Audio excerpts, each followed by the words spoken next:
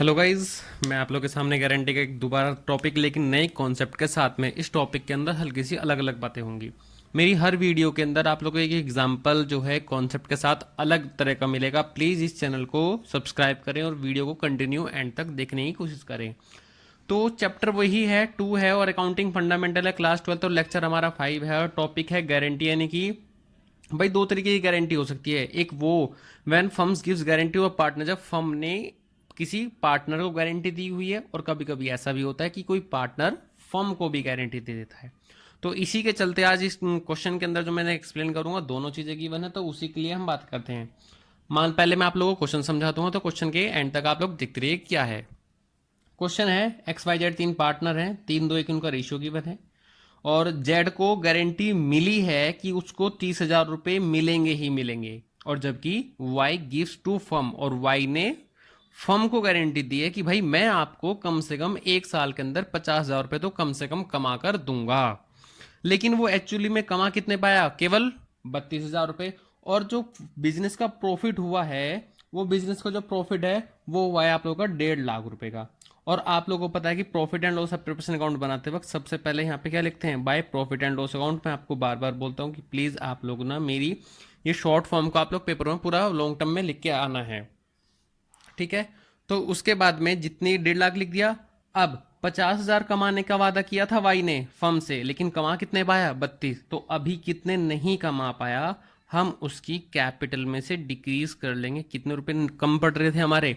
18,000, जो कि मैंने निकाल लिए। अब मुझे क्या करना है कि मैं इस पूरे प्रॉफिट को मैं उनके प्रॉफिट के अंदर बांट दूंगा। तो प्रॉफिट ट्रांसफर कितना कितना, एक्स वाई और जेड, कितना कितना बनता था वो मैं आपको भी कैलकुलेशन करके बताता हूँ। हाँ भाई, जैसे कि मैंने आप लोगों को बताया था कि इन दोनों का टोटल कितना है? 168। और इसी टोटल को मैं क्या करूंगा? मैं तीनों के पार्टनर्स के रूप में बांट लूंगा। मैंने 3-2-1 उनकी रेशियो में बांट लिया।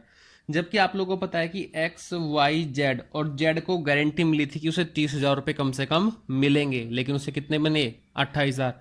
तो हम क्या करेंगे? 2,000 को उसमें ऐड कर देंगे। इसके तो पूरे 30,000 हो गए, ये बात तो समझ में आ गई।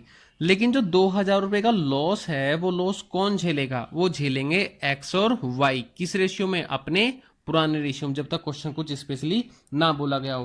तो इन दोनों का जो बनेगा वो बनेगा 1,200 और 800। क्लियर है? और इसी 1,200 और 800 रुपए को मैं इसमें से क्या करूंगा? अपने माइनस कर दूंगा।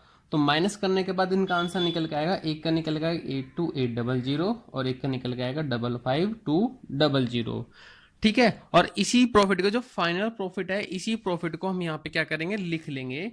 जो हमारा फाइनल प्रॉफिट वहां निकल के आया था, इतने इतने रुपए, और ये हमारा फाइनल प्रॉफिट निकल के आया था। ध्यान रखना, अगर आप लोग कैलकुलेशन यहाँ नहीं कर रहे हो तो जो हमारा वर्किंग नोट का पार्ट है वो भी हमारा फेयर ही माना जाएगा। आप उसको कैलकुलेशन को यहाँ करके दिखा दो या अपनी कैलकुलेशन में दिखा दो, वर्किंग नोट में दिखा दो, उससे कोई फर्क नहीं पड़ेगा। और हमने इन दोनों को बांट दिया। सर एक चीज समझ नहीं आई कि आपने जो वाई ने फर्म को गारंटी दी थी उसका ट्रीटमेंट क्या था? तो भाई उसका ट्रीटमेंट सिर्फ इतना सा है कि कितने पैसे कम पड़ रहे थे, हम उतने पैसे फर्म की इनकम में मान लेंगे, क्योंकि ये फर्म की इनकम को ही यहाँ पे दिखाया जाता है। हम उतने पैसे उसकी कैपिटल में से क्या करेंगे? रिड्यूस कर देंगे। Thank you. और प्लीज़ यार चैनल को सब्सक्राइब करो।